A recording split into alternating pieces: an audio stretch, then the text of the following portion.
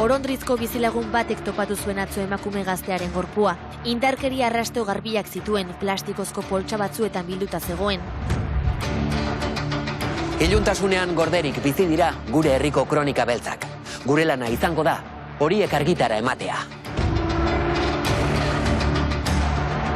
2008ko San Ferminen lehenengo eguna da, eta alaitasuna da nagusi Nafarroaren bihotzean. 20 urteko Nagore Lafaje lagunekin atera da Iruñako festetan, bere adineko milaka pertsona bezala. Goizaldean, bortizki hilko du Jose Diego Illanesek. Gizartean, izugarrizko mina eta amorrua eragin zituen krimena izango da. 12 urteko kondena beteta, Nagoreren hiltzaileak ahaztua izateko eskubidea eskatuko du. Baina zer da Diego Illanesek ahaztea nahi duena? Sigue estando en los medios de comunicación, sigue apareciendo José Diego Illanes como el homicida de Nagore, y yo puedo ir por el mundo diciendo que Nagore existió y que este chico le mató. Prestatu zaitezte, egiaren bazterrik ilunenak ezagutzeko, krimenik latzena ere, uste baino gertuago egon baitaiteke.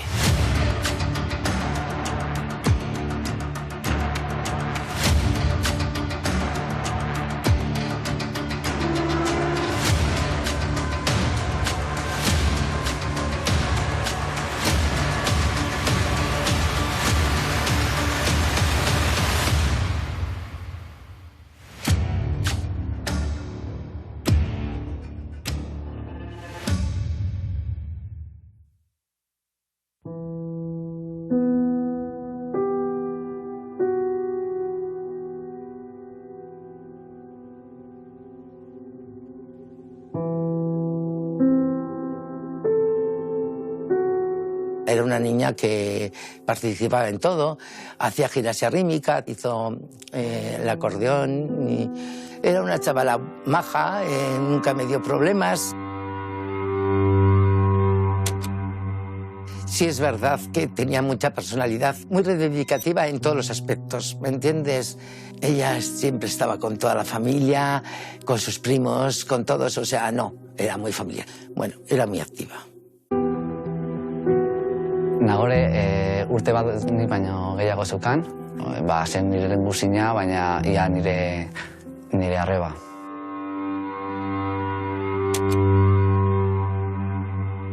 Nagore zen neska oso alaia. Lagun asko egiten zuen oso erraz, zen asun bezala, oso bidaiari.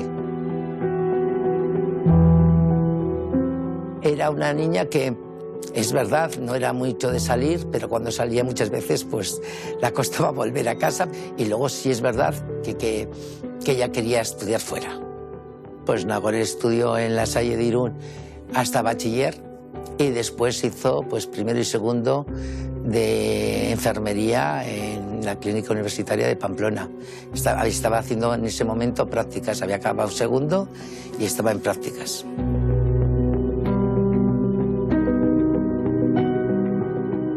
Estaba tan contenta, o sea, yo pienso que Nagore, de haber seguido estando en este mundo, tampoco sería una niña de estar aquí al lado mío. Yo creo que habría ido por el mundo porque era muy abierta.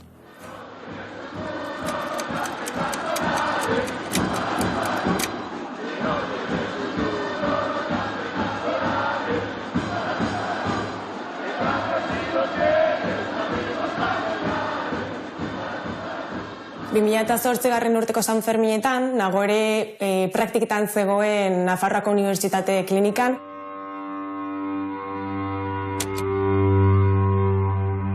Eta San Ferminetako lehenengo gau horretan, bere praktiketan zeuden lagunekin batera, festara ateratzekoa zen. Su plan era que iba a esperar a Ángela, es otra enfermera que salía a las 10 de la noche del trabajo y se iba a ir con ellas, pero en el camino se encontró con otros amigos de Teruel y se fue con ellos.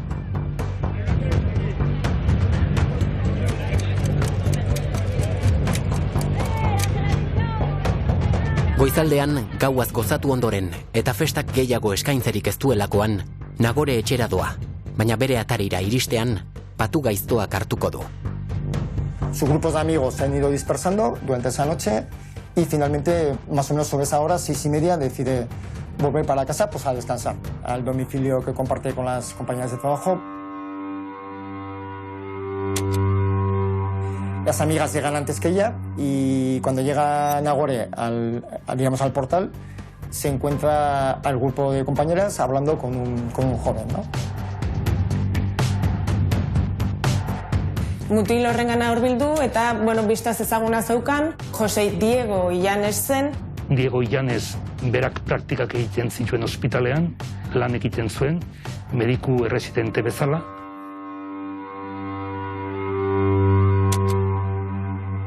Eta, festaren zurrunbilo horretan, festak elkarte zituen. Nagoren lagunek beti esan zuten Diego eta Nagoreren artean inoiz ez zegoela harremanik izan. Nagorek errekonozitu zuela, baina bistaz bakarrik ezagutzen zutela elkar. Ellos se conocían, eso está claro. Yo vi una foto de un señor de Logroño que me enseñó una foto donde estaba su mujer en la cama y Nagore en un lado y José Diego en otro. Me imagino que uno tratándola como enfermera y el otro como psiquiatra, pues tratando a la mujer. O sea, que ellos sabían quién eran, lo tengo clarísimo. Entonces llega Nagore y directamente se dirige a este joven, como que pregunta, ¿no? Tú eres de la clínica, dirigiéndose a este joven. Eta berengana hurbildu, belarrira zerbait esan, maiteko razaldu zen, eta honek gerritik heldu eta Illanesen etxera joan ziren.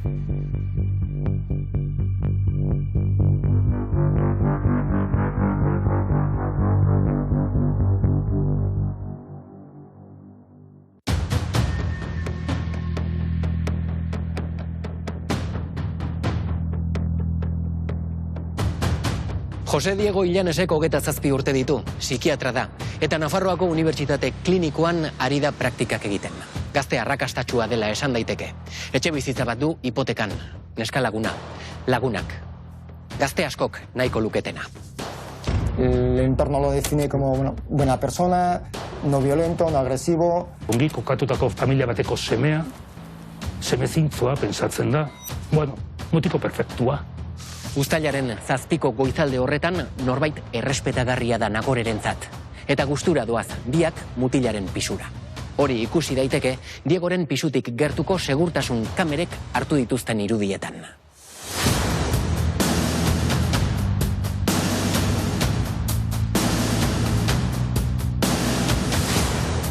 Baina Diegoren etxera iristean egoera zeharo aldatuko da. Nagore bizirik agertzen den azkenengo irudiak dira hauek. Portalera iristean goizeko 8 eta 10 aldera, beti ere Diego Illanesen hitzetan, musukatzen eta laztando egiten ziren oso sutsuki, igo gaioan baita ere, eta horrela jarraitu zuten etxeko atarian sartu ziren arte.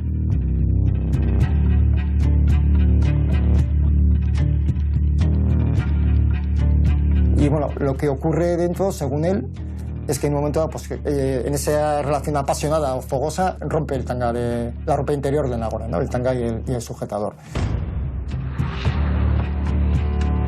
Jarrera horren aurrean, Nagorek gelditzeko eskatu zion, berak etzuela jarraitu nahi, eta Illanesek etzuen ulertu, berak uste baitzuen, bere hitzetan ala esan zuen epaiketan, Nagorek sexu harreman bortitzak izan nahi zituela. Beraz, Nagoreren erantzuna sexu eraso bat izango balitz bezala hartzerakoan, mehatxaturek ikusi zuen bere burua. En algún momento también dice usted que ella trata de irse, que usted se lo impide.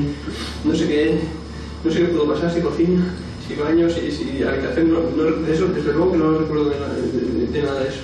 Y parece ser que hay un intento, según su declaración, de huida, ¿no? de abandono del domicilio de Nagore. Entonces parece ser que él la sujeta y pues intenta impedir que salga corriendo, ¿no?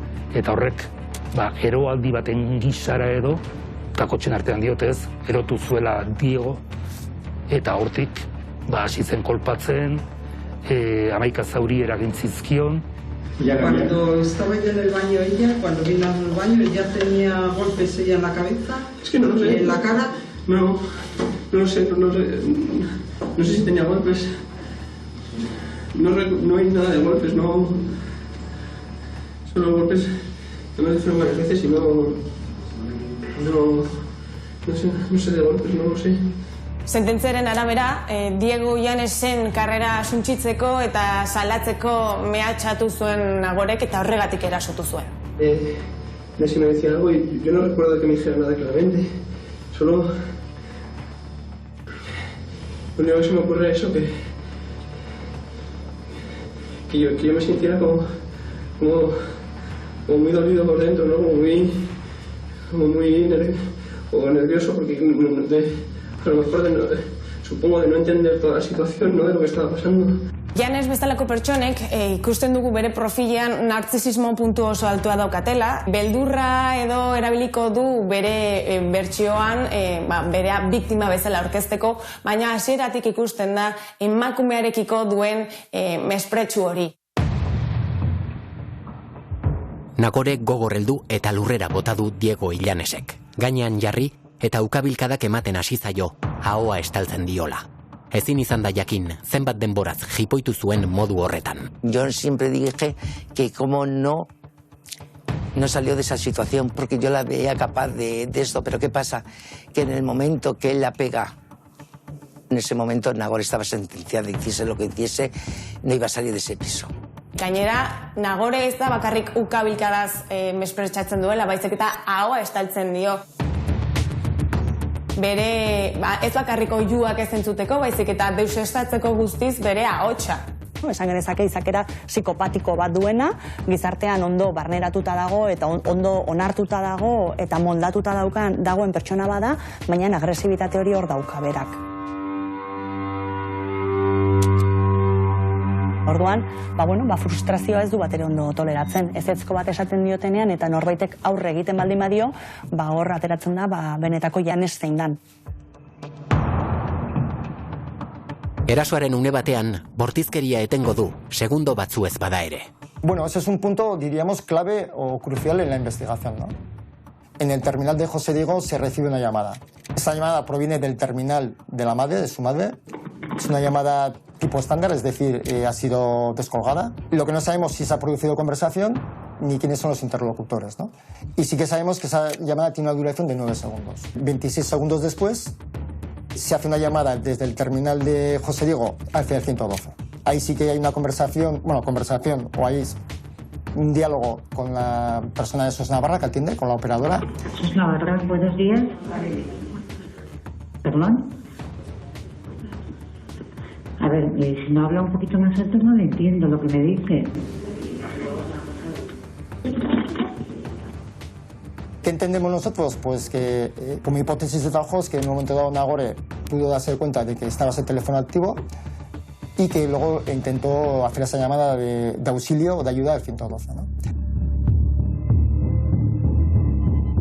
Audia ikaragarrizko izan zen. Epaiketan jarri egin zuten, baina zigorrerako ez zuten kontutan hartu.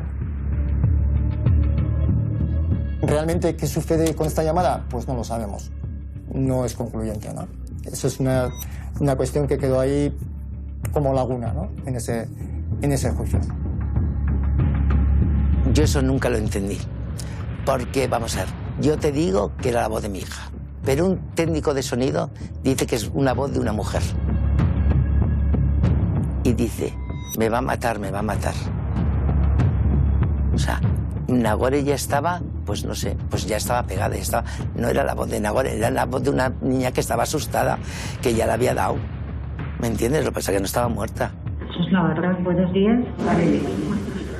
¿Perdón? A ver, si no habla un poquito más alto no le entiendo lo que me dice.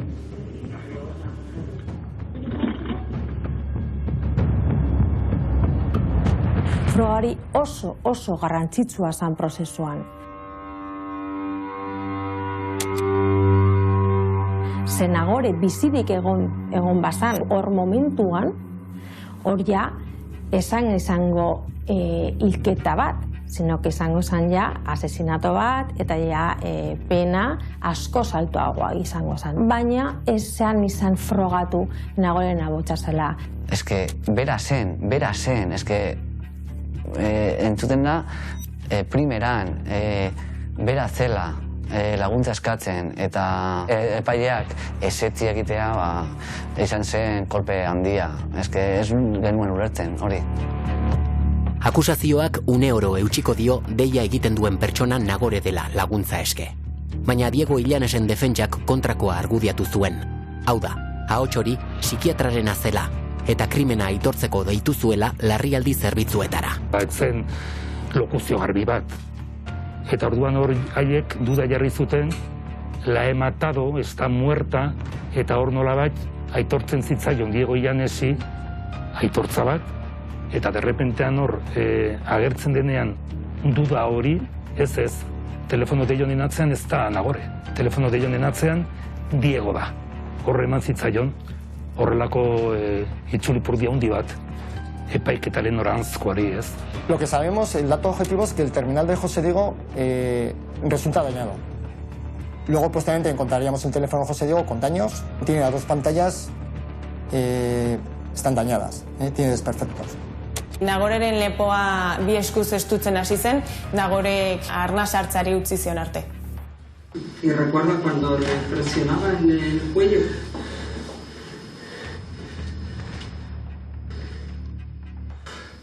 No lo recuerdo como tal. Luego, durante la autopsia se determina que tiene 33 lesiones externas y 3 internas. Tiene una serie de quimosis digitadas en el cuello, propias o típicas de la asfixia mecánica por una estrangulación manual. Deia frogatu bazan, eta frogatu bazan Nagore bizirik egon zela momentu baten, hor ja alebozia eukiko luke zergaitik ze bizirik zegoen Nagore eta alan be estrangulatu egin zuen eta hil zuen. Orduan hori ja da alebozia bat. Orduan aleboziarekin ja pena asko handiagoa da, ze ja asesinatu bata, ez da hilketa bat. Baina ez elez frogatu, orduan ja da hilketa bat, homizidio. Eta orduan pena askoz bajoa da. Ez zerrateagatik nahi ez zituen harreman batzuen aurrean, batek daki ez, zenbat sufritu zuen Nagorek, eta ze gogorra izan zen, ez. Bere azken atxa, Diegok itxo zuen arte, ez. Yo estoy convencida que si Nagore piensa que ese chico la va a matar, se habría dejado. Porque yo me habría dejado. Lo que pasa es que ella no lo vio venir. Y lo que yo suelo comentar muchas veces en los colegios, que tienen que tener en cuenta que todo el mundo tenemos miedo al que no conocemos, pero que el que realmente nos mata y nos maltrata es gente conocida. Porque normalmente son cobardes y no se quieren enfrentar a lo que han hecho.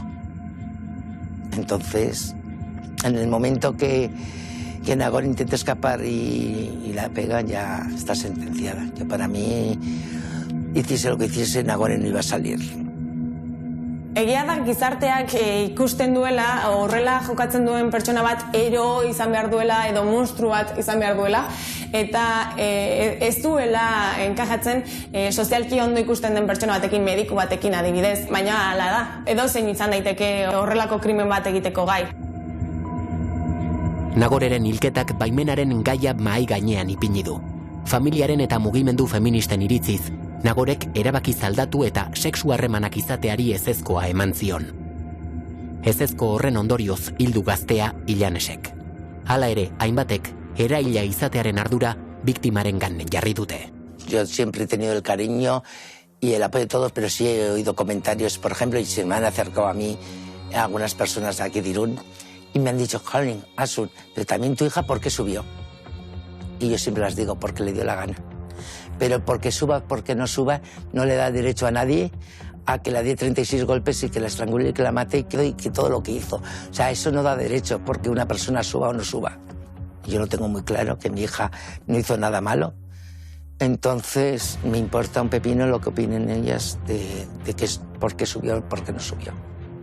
Horrelako tesia, urte haietan, oraindik ere, entzutea bazen, eta ez zituen karrikak zutzen, egun horrelako tesi batek karrikak zutuko lituzkeen bezala. Biktimak ez ziren asko kontutan hartzen, ez? Orduan, nolabait beti kuestionatu egiten zan edo beraien jokabidea, Beti, suposatzen zen, agian, biktimak, jarreraren bat edo jokabideren bat izan zuela, nolabait, hilketa batean bukatzeko, edo bortxatua izateko, edo ama bezala zure alaba epaitua bezala ikusten duzu, ez? Eta hori ama batentzako oso gogorra da. Azkenean, zure alaba biktima bada. Hemen hiltzailea edo agresorea beste bat zan, ez?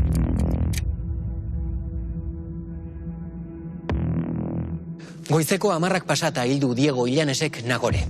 Burutik pasatu zaion lehenengo irtenbidea gorpua zatikatzea da. Ez du denborarik galdu. Gorpua bainuontzira eraman eta honelako labana batekin atzamar bat moztu dio. Atzamar erakuslea. Gero, eskumuturrarekin saiatu da. Sí. Era este con el cuchillo con el que se le... Sí. Era este cuchillo, sí. Ezin duela ikusita, Nagoreren gorpua plastikozko poltsa handi batzuetan bildu, eta beste poltsa batzuetan emakumearen gauzak sartu ditu.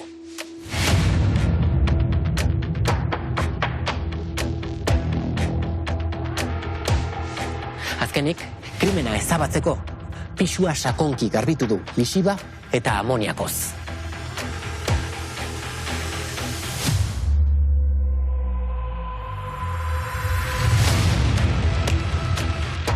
Todos los elementos que nos puede llevar a la identificación de Nagore fueron separados, ¿no? Esto en criminología es cierto nivel de conciencia forense para evitar que haya indicios incriminatorios, ¿no? En la escena que vinculen al autor con la víctima o con el propio escenario, ¿no? Nagore zatikatzen saiatzeak esaten digu Illanes oso kontziente zela momentuan egiten ari zenaz.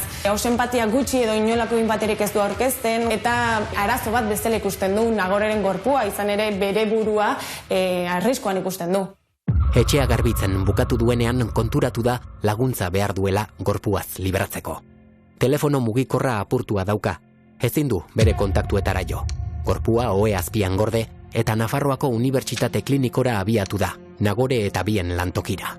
Pues lo que intenta es, con ese desplazamiento al hospital, contactar con Guillermo, que es un médico residente también, como él. Lo que hace es ir a la 4ª planta de psiquiatría y en el listín de teléfonos apuntarse el teléfono de Guillermo, ¿no? Incluso cuando las cámaras captan la salida, José Diego lleva una hoja probablemente con el teléfono de Guillermo. Lagunaren kontaktua lortu eta gero, Guillermori telefonoz deitzen dio eta bere laguntza behar duela esaten dio. Eta eguerdi aldera geratzen dira elkarrekin. José Diego está llorando, he hecho algo muy malo, me he metido en un lío, ya sabes, el alcohol, ese tipo de relato, ¿no? Me pegó, estaba con una chica, me pegó, ya sabes, ha pasado lo peor. Illanesek ez du sekula onartzen hasiera batean egindakoa, ez? Berak ezkutatu nahi du, nolabait bere irudia garbi mantendu nahi du, eta gertatutakoa tapatuta mantendu nahi du. Orduan ez dago horrez, ez dago erruki sentimenturik, eta ez du inongo momentuan ez onartzen. Guillermoren testigantza gogoratzen dut adibidez. Ino bai aitortzen diola zerbait, txarra egin duela. Eta aipatzen dio gainera, Very Bad Things pelikula, ez?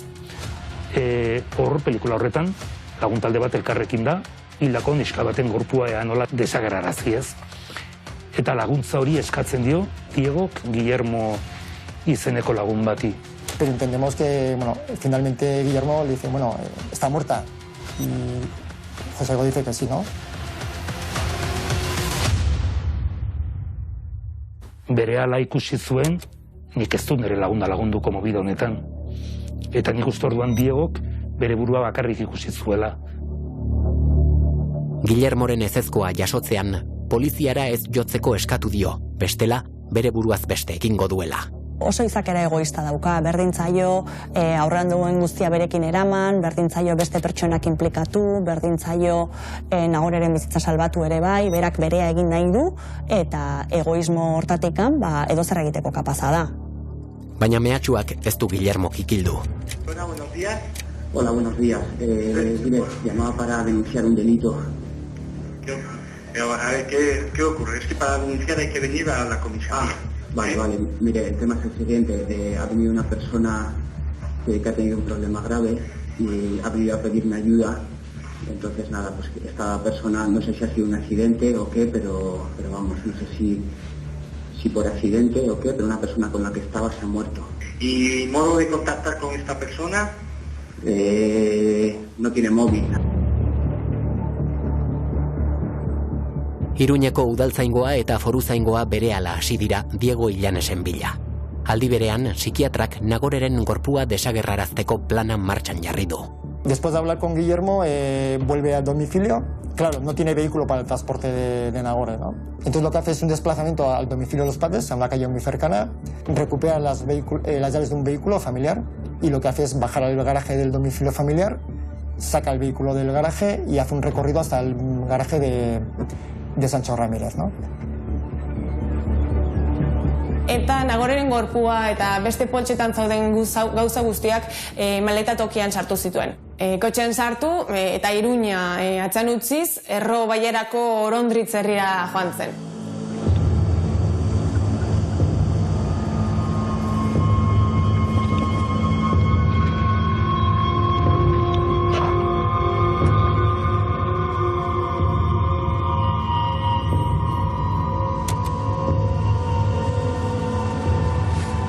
Bere gurasoek hor Orondritzen etxe bat badute, bigarren etxe bat, karretera ezagutzen zuen Diegok, eta hortxe bota zuen Nagoreren gorpua, eta horrekin batera, Nagorek ere berarekin zituen ondasun apurrak, eskumuturrekoak, belarritakoak.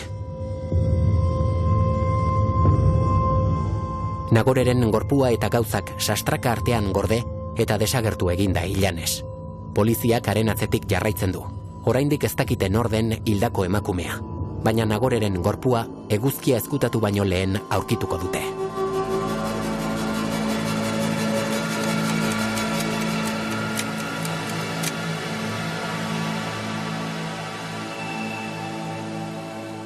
Navarra, buenas tardes. Hola, buenas tardes. Dígame. Bien, te llamo de aquí de Londres, del Valle de Erro. Sí. Estamos aquí al ser una chica paseo, estamos aquí en el monte. Sí. Me parece que hay un cuerpo aquí envuelto en unas bolsas aquí en el monte. ¿Un cuerpo de qué? ¿De persona? Sí, eso nos parece que es el cuerpo de una persona, sí. Arratsaldeko 6:30 aldera, Orondritzeko bizilagun batzuk pasatzen ari zirela poltsa batzuk aurkitu zituzten edo ikusi zituzten urrutira. Gerturatzen hasi zirenean ikusi duten, azken batean errepidetik oso urruti ez dagoen leku batean, alambra bat pasa eta gero bide estu bat dagoela eta bertan ikusi zituzten hainbat poltsa.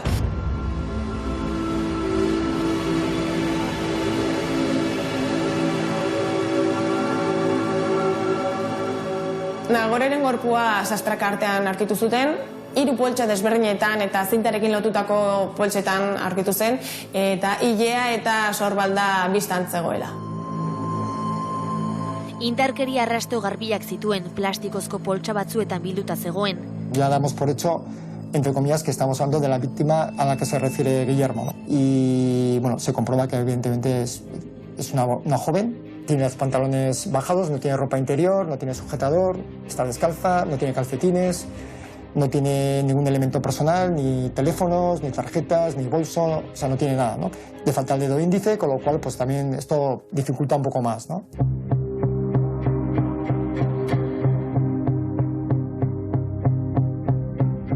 Nagoreren gorpuak indarkeria zantzu nabariak ditu. Argi dago, hil egin dutela. Ordu batzuetara, sastraka artean ongi ezkutaturik beste 4 poltsa topatu dituzte. Denetarik dago poltsen barruan. Batetik, Nagoreren objektu pertsonalak, eraztunak, eskumuturrekoak, telefono mugikorra eta diru zorroa. Bestetik, emakumearen azpiko arropa, indarkeriaz apurtu dute. Azkenik, zinta isolatzailea, guraizeak, zatikatzeko erabili duen aiztoa eta moztu dion atzamarra. ¿Esto qué nos indica? Pues que ha habido también una ordenación de los elementos, ¿no? Una ordenación por parte del autor. Y se encuentran, digamos, ya elementos personales de Nagore que nos da esa identificación, ¿no? Bitartean, Diego Illanesen bila jarraitzen dute. 5 ordu igaro dira salatu dutenetik, baina oraindik ez dago haren arrastorik.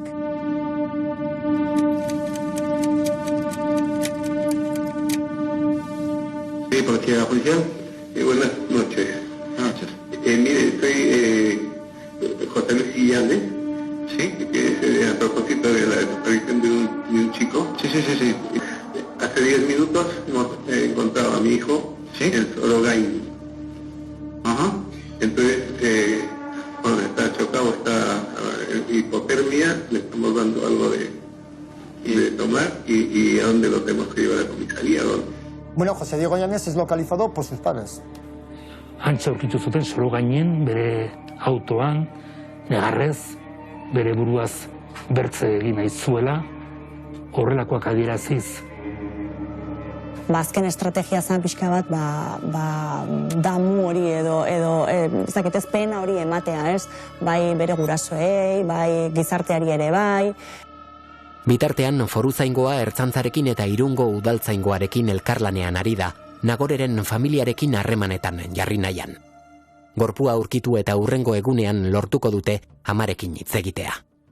Nos encontramos con el tema que me dicen que lo que le pasa a Nagore, yo digo que no me lo podía creer, porque fue el primer momento, te lo dicen, yo qué sé, lloras, te pegas contra las paredes, dices que es imposible, pero bueno, sales de allí y llamé a mi marido y a mi cuñado y nos fuimos los 4 con mi hermana a Pamplona y yo en el viaje todo el rato llamaba a mis amigas a decirles que a Nagore la habían matado, pero no consciente de que era verdad, sino para que me dijesen que era mentira, que Nagore estaba con ellas o cualquier cosa, ¿me entiendes? Pero llegué allí a Pamplona y bueno, estaba claro que era Nagore, entonces bueno, pues allí es pues otro caso horrible de lo que... Pero no te lo crees, o sea, lo sabes, pero tú no te lo crees, o sea, sabes que a tu hija la han asesinado, pero no, en tu cabeza no entra.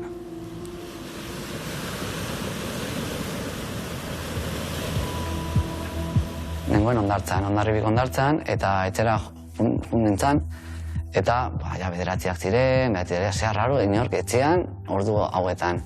Eta telefonoa jo zuten, nire aita esan zidan, nire limusinarekin egon zela gauz bat, eta, bueno, hil zutela, azkenean. Eta, baina nola, ¿cómo ha sido eso? Y yo no me lo podía creer. Eta telefonoa utzi, eta joan nintzen ohera, eta ez sinetsi.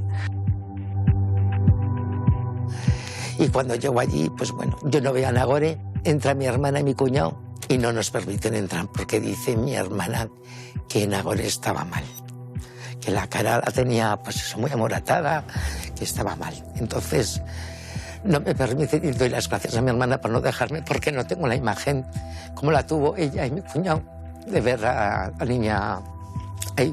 Pero alguien tenía que entrar a identificarla. Entonces entraron ellos.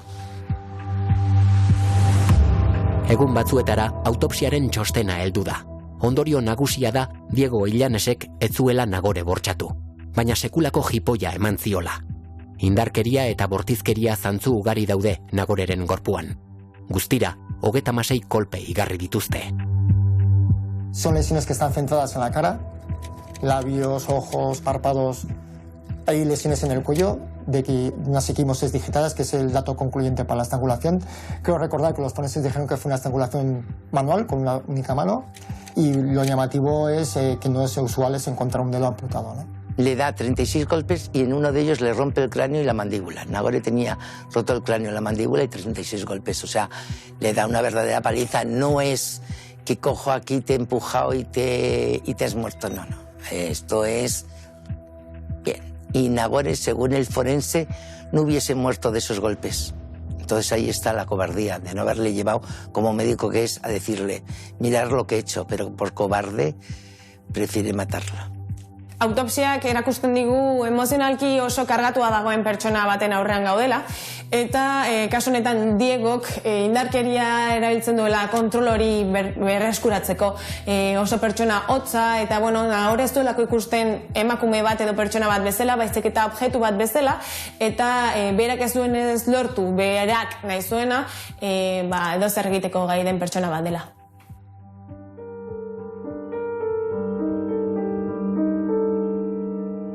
Nagoreren hilketa bidegabearen oihartzuna Euskal Herriko txoko guztietara heldu da. Erantzuna berehalakoa izango da. Amorru, protesta eta elkartasun uholdea izugarria da. Siempre digo que todas las que nos han pasado eso necesitamos el gran apoyo de todo el mundo, que nadie te deja al lado porque es importante que esté esa gente que te apoye, que estén ahí abrazándote, porque si no esto no se lleva nada bien, no, esto no es natural. Horrelako gertakari batek gainera iruditzen zait, azalean eta modurik bortitzenean, agerian utzi zuela Sanfermietan emakumeek jasaten duten indarkeria, bortizkeria, abusua. Nik uste, egun mugimendu feminista ezagutzen dugun parametroetan, Nagore Lafajeren auzia nolabait aitzindaria izan zela gerora mugimendu feministak hartuko dituen aldarrikapen nagusi horietan. Kasu honetatik aurrera, bai, gizarteak kontzientzia askoz handiago hartu zuen.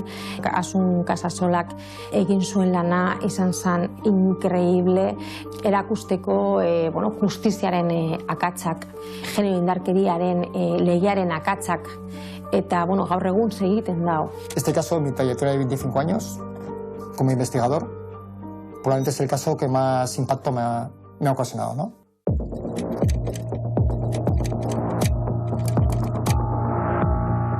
Diego Illanesen aurkako epaiketa 2009ko azaroaren 17an hasiko da, Nafarroako lurralde auzitegian. Fiskaltzak eta akusazioek erailketa izan dela defendatuko dute, eta 20 urteko kartzela zigorra eskatu. Hala ere, herri epaimaiak ez du maltzurkeria ikusi Illanesen ekintzetan. Are gehiago, gertaeren fokua Nagoreren gainean jarri dute krimenean baino. Sekulakoak entzun ziren epaiketan. Bigarren mailako biktimizazio bat sufritu zuen Nagorek, bera epaitu zuten bere jokaera, bere erabakiak eta bar. Beraz, baimenaren auzia izan zen hau. Epaiketa hainbat unetan desatsegina izan zen. Baina, bai azpimarratu nahiko nuke, orain dugun ikuspegia ezkenuela orduan. El juez dijo a ese jurado popular compuesto por 9 personas, 6 chicos y 3 chicas, que si me querían hacer alguna pregunta. Y me pregunta que si mi hija era ligona. Ahí se me cayó todo, porque dije, a ver, ¿a quién están juzgando en esta sala? ¿A quién están juzgando esos chicos? Estamos juzgando lo que ha hecho él, que ha quitado la vida a mi hija, no lo que ha hecho mi hija. Galdera horrek dirudi berazukana errua. Bakarrik egin zuena zen momentu batean ez ezatea, ez zuen beste gauza bat egin. Y me decepcionaron muchísimo porque eran todos gente muy joven. Gauza bat egokin bida klaru. Epaimaiak aldauz egin nahi dauzen galderak, perituri, testiguri, baina magistratuak erabakiten du hori galdera pertinentea badan edo ez. Orduan nire ustez, kulpa ez da epaimaiarena, kulpa da magistratuarena. Nire ustez hori galdera da berbiktimizatzean Nagore. Bardin da zelakoa zan Nagore. Klaru dagoena da Nagore hil zutela. Holan berbiktimizatzen da. Enfokaten duguniko dana biktimari, baina ez erailtzaileari. Nik uste zentzu horretan, Nagoreren pertsona iraindu egin zutela. Gainera, sententziak Nagore erantzule bezala jartzen zuen, izan ere, berak interpretatu zuelako gaizki Diego Illanesen ekintza. Gaur egun, bai gizartean eta bai judizialki ere, edo legearen aldetikan ere, aurrera pauso handiak eman dira, eta biktima askoz gehiago babesten da. Nola ekidin biktimizatze hori, nire ustez, epaiketetan gauden lanok formazio bat eta sensibilitate bat eduki behar dugu olako delituak epaitzen direnean. Eta kontuz, okin bidez, zelan galdetzen da eta zelako aktitudea daukagu berton epaian. De verdad que yo pienso que la movilización de las personas desde entonces, toda la sociedad como se mueve, está cambiando. Poco a poco, pero está cambiando. Hoy no creo que nadie preguntaría a una madre que si su hija era ligona. O sea, estamos cambiando, sí, se está cambiando. Diego Illanesek bere aldetik Nagoreren hilketa onartu du epaiketan, baina hutsuneak dituela oroitzapenetan. Sí, yo la maté. No quise hacerlo, pero la maté. Hay muchos datos que tengo objetivos y concretos y he tratado de darles explicación. Oso gogorra izan zen guretzako entzutea eta niretan behintzat juni izan behar nuen epaiketan. Gau hori izan zen oso gogorra niretzako. Digok hilketa onartu egin zuen, baina mozkorraldi baten menpe zegoela ere esan zuen, eta horregatik ez zuela guztiz gogoratzen gertatutakoa. Seguramente de cerveza fue pues un cachi de cerveza, de ron seguramente fueron más de uno con Coca-Cola y chupitos de tequila no sé cuántos. Hori atenuante bata, intoxikazio etilika deitzen da, eta bai atenuante bata eta epaimahaiak uste du frogatuta dagoela. Nire ustez hori ez da atenuante bat, gainera bera mediku psikiatra da eta berak zekien oso ondo zelan egin horrek utzuneak eta zelan konportatzen da pertsona bat edanda dagoenean. Lo único que quiero hacer en este momento pues, es pedir perdón para empezar, pues eso, para que quede bien claro, a Nagore, a su familia, siguiendo por la mía y en general a toda la sociedad, a todo el mundo con el que me siento pues profundamente en deuda, ¿no? Y fíjate que dice, pido perdón a la familia y tal. No nos ha pedido nunca perdón. Lo dijo mirando a ese jurado popular. Y llevo años diciendo que estoy esperando a que me mande un telegrama, una carta diciendo siento lo que dice a tu hija y nunca llega. Herri epaimaiak ez du erailketatzat jo Jose Diego Illanesen krimena, homizidiotzat baizik. Eta epaileak 12 urteko kartzela zigorra ezarri dio. Horrek ahaztua izateko eskubidea eskatzea ahalbidetuko dio. Desberdintasuna erailketa eta hilketan artean da erailketan premeditazioa bat dagoela edo alebostia bat dagoela. Epaimahaiaren arabera ez dago ikusi alebosiarik. Nagorek ez zuen sufritu. Epaimahaiaren arabera esan zan impulso bat, gainera edanda zegoen, orduan, monzor golpe batzuk eta akaba zan estrangulaten eta listo. Euren ustez ez zegoen alebosiarik. Baina nire ustez, nire ustez hor, ensainamentu bat hau. Ez da bardina pertsona bateri golpe bat emotean buruan diskusio baten edo 26 golpe. Vamos a ver, es la única niña que ha sido asesinada en este país y es homicida por un jurado popular. Que no. La sentencia, no. Que no es justo. Si la han matado, la han asesinado, le han dado 36 golpes.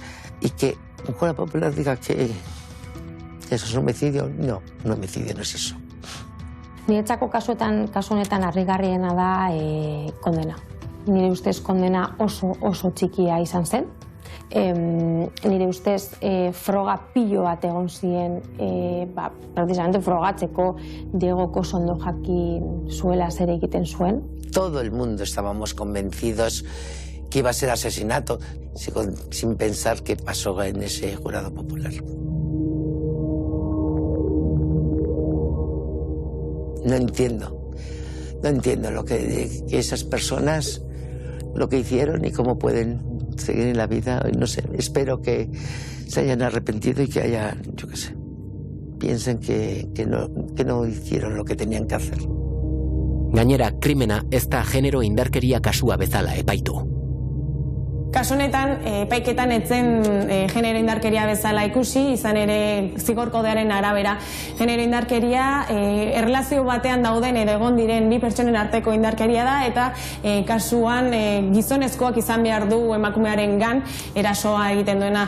Niretzako bai da genero indarkeria, baina teknikoki ez da. Zergatik zelegeak eskatzen du, biktima eta agresoren artean erlazio afektibo bat egotea. Eta nire ustez, hemen kasuan, bai egon zen relazio afektibo bat. Eta relazio afektibo bat alda zan, 3 ordukoa, ordu batekoa, 5 edo 10 urtekoa.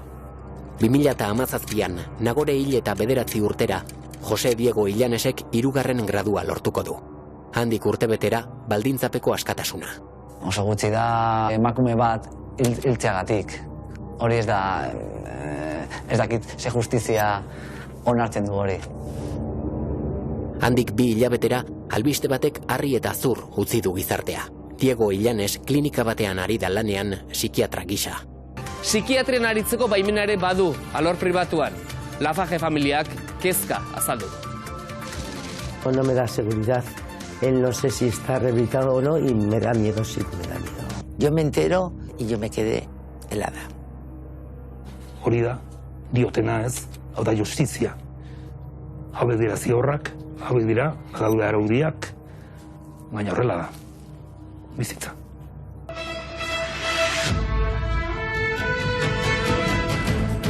Diego Illanes Bizkai, culpable... Diego Illanesek bilatzailean bere izena idaztean Nagore Lafajeren hilketa ez agertzea eskatu zion Auzitegi Nazionalari, baina justiziak ezezko borobila eman dio. Baina albisterik harrigarriena urte batzuetara etorriko da. 2024an Diego Illanes lan bila dabil, eta ez du bere izena Nagore Lafajeren hilketarekin lotzerik nahi. Beraz, ahaztua izateko eskubidea eskatu dio Auzitegi bati.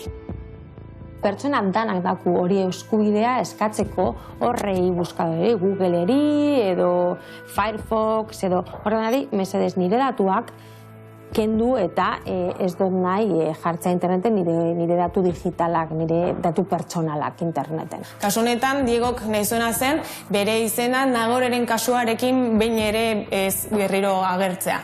¿Cómo puede, después de asesinar a mi hija, que para mí siempre será un asesinato, aunque para la justicia sea un homicidio, que no ha estado casi en la cárcel ni 9 años y que quiera derecho al olvido? Baina horrek usten da garbi, azkenean pertsona oso berekoia dela, berak bere bizitzarekin eta bere ongizatearekin jarraitu nahi du, eta, inolako errukiri gabe, inolako damurik gabe, edo inolako errekonozimentu sakonik gabe egin zuenataz, ez? Auzitegi Nazionalak ezetsi egingo du bere eskaera. Lehenik eta behin Googleri eta datuak babesteko agentziari eskatu zion, eta ukatu egin zioten, gaur Auzitegi Nazionalak berdin. Informazio eta adierazpen askatasuna gailentzen dela iritzita. Menos mal que en estos años y la justicia no le ha dado la razón y sigue estando en los medios de comunicación, en la web y todo eso, sigue apareciendo José Diego Illanes como el homicida de Nagore y yo puedo ir por el mundo diciendo que Nagore existió y que este chico le mató. Astea, kasu hau, ez da astea bere izena, da astea kasua, eta kasua ezin da ahaztu. Ezin dugu onartu gizarte hau, kasu hau eta hainbeste kasuak astea.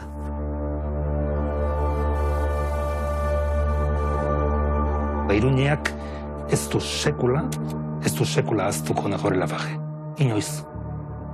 San Fermietan ere gogoratzen da urtero. Nagore Lafaje. Gure nortasunaren parte bada bere izena.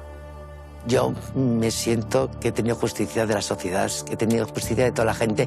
No he tenido justicia de los jueces, no tengo justicia de la justicia, pero el apoyo de la sociedad, totalmente.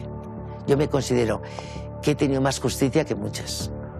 Para mí eso es más importante que unas personas digan que es homicidio o asesinato, porque para mí siempre José Diego Illanes Bizkai fue el asesino de mi hija, para mí. Yo sé que para el mundo será homicida, pero para mí es el asesino. Mi vida es ahora decir al mundo que Nagore existió. Yo me tengo que agarrar a algo, porque si no te mueres. Entonces, para mí es como una terapia. Y que aprenda alguien algo de lo que le pasó a Nagore. Que la muerte de Nagore sirva para que alguien haga algo. Jose Diego Illanesi 12 urteko kartzela zigorra ezarri zioten, baina ez zituen ez da 9 urte ere eman barruan. Gaur egun kalean da, baina Nagoreren hiltzaileak ez du lortu ahaztua izatea, bere krimena ez da ahanzturan galduko. Nagoreren hilketa gogoan izatea beharrezkoa delako gizarte justu eta askeagoa lortzeko.